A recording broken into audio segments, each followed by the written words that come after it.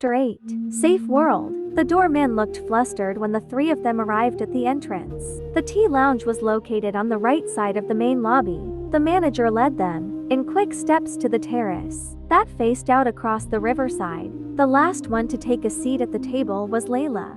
Not sure if she had bad luck today, but it so happened that her chair was right across from Duke Herhart. To avoid his cold stare, Layla hurriedly fixed her eyes on her thighs.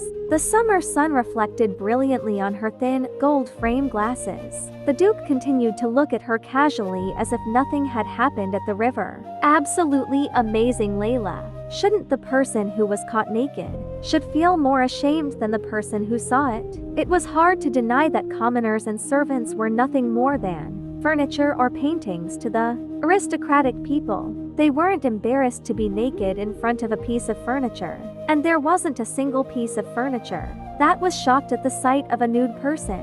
The tea table had already been set up by the time Layla came to her conclusion, even though Duke Herhart hadn't given an order. A cup of strongly scented coffee was placed in front of him. Then, he held the teacup handle with his smooth tapering fingers and took a sip. Like they'd forgotten about Layla's existence, Claudine and Matthias were engrossed in continuing their own discussion. From the exhibition they saw today, the news about their relatives, till the plan about a weekend party at the mansion, their conversation covered all these fleeting topics. Matthias's gentle baritone voice and Claudine's soprano high note overlapped at regular intervals. Layla was confused as to why they had taken her along. If they were going to chat between themselves, the acts of Lady Brant were entirely beyond her understanding. So, Layla, how's your school?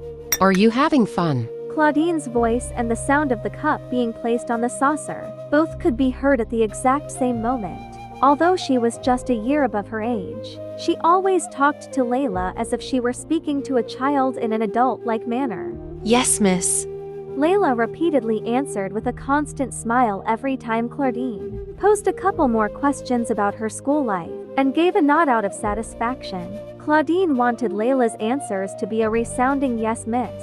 Miss, and Layla also had grown accustomed to responding in that way. You'll be graduating next year, right? Claudine's tone still sounded friendly, even though Layla only gave a cursory answer. Yes, miss. After graduation, what do you want to do?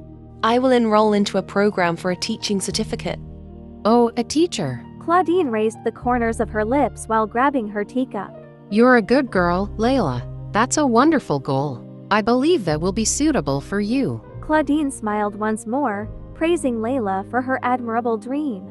Isn't that right, Duke Herhart? Unintentionally, Layla moved her focus onto Matthias. His blue-colored eyes were more lucid as she wore her glasses. Layla hurriedly lowered her eyes as she realized she had been looking at the Duke for way too long. I see. In a calm manner, Matthias agreed. Layla's presence then faded away again. She was relieved because she wanted this uncomfortable tea time to be over with as quickly as possible. Kyle had gone out to play tennis, and she was supposed to meet him in town. So Layla was worried that she was going to be late for her appointment. Layla, who was anxious, lifted her head. At the same moment, Matthias turned his head and looked at her. Layla didn't avoid his eye contact as she had done before and returned his stare in silence. When she was young, Matthias' blue eyes reminded her of a round mazarine-colored crystal candy that tasted sweet like sugar. Layla shook her head in disbelief at her youth's stupidity.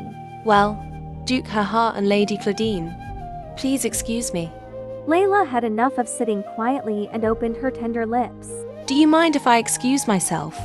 She felt as if she could breathe again, after moving her eyes from Matthias's eyes to Claudine's. I'd promised my friend that I'll meet him this afternoon. Layla chattered with an anxious look on her face. But soon, her nervous expression dissipated and she heaved a sigh of relief after Claudine smiled, nodded, and granted her permission. She dashed out of the hotel and immediately pedaled her bicycle through the crowded streets after politely bidding her goodbye to the two. Yet there was something strange about it. The more Layla pedaled further from the Duke, the more unforgettable his face became in her mind. Is it because of the glasses? With a deep sigh, Layla pondered. The biggest explanation she was hypnotized by the Duke, she believed, was because of her glasses. With her enhanced eyesight, It was normal for her breath to be halted when she saw him. Layla arrived at the meeting point right as she was going to faint from the tiredness of all the pedaling she had done. Kyle, who first arrived before her, was flashing a broad smile, and as he waved his hand, finally, she'd made her way into her safe place. She has grown up, right? She looks like a lady now. Claudine shifted her eyes in the direction Layla had left just a while ago. She sounded like a mother looking at her daughter even though she was just a year older than her. Matthias flashed a proper smile, because she's a lady. He gave a moderate, impassive answer. Yes, she is. Claudine then paused for a second, lost in thought, before showing her smile that was as bright as the summer sunshine. Oh, did you hear? Riette has just purchased a brand new car. She deftly changed the conversation's topic. Matthias was on his return trip to his mansion after enjoying a relaxing tea break. He casually glanced out of the car passenger window as his car came to a halt due to the overcrowded road. On the sidewalk, he observed at a glimpse Layla, who was dragging her bicycle. She was walking down the busy street with a boy. That familiar young man he had seen before in the past seemed to be the friend she had promised to meet. Matthias then recalled the name of the familiar-looking boy, the son of her heart's doctor, Kyle Ettman. Layla Llewellyn yelled at the boy who kept tapping on her glasses, but the boy looked like he had said something even more mischievous, prompting Layla to sigh in annoyance, followed by a chuckle. The two stalled in front of the library stairwell after spending a long time laughing and kidding around.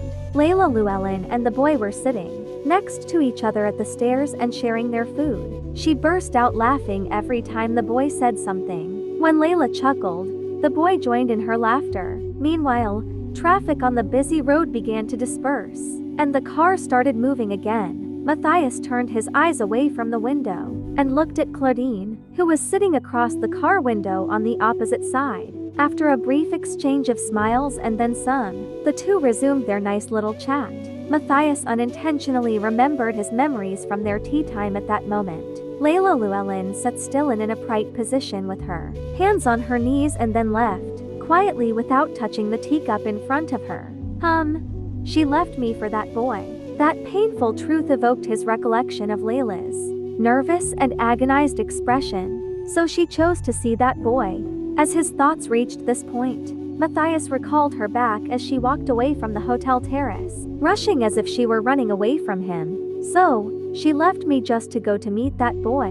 While he was engrossed in his thoughts, their car had already passed the Platinus Road leading to the Arvis estate. As the car drove along the road where Layla fell off her bicycle, Matthias emphasized to himself that the girl, Layla Llewellyn, was nothing to him. However, for some reason, he wasn't too pleased with the unsettling feeling that had lingered in him at that moment.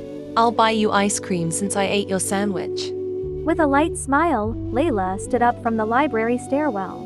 She packed the empty paper bag, along with the bottled beverages, into her bicycle basket with care. No thanks.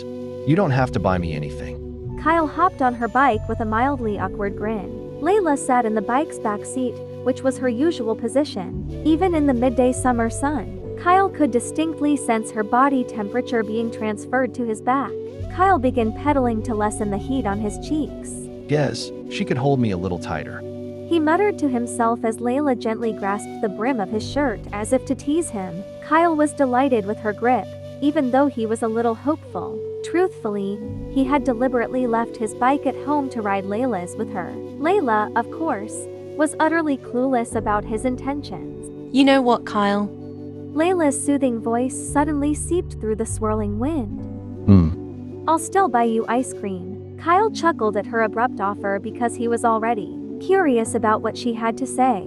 Be honest. You just want to eat ice cream, don't you? That's not it. It was like that.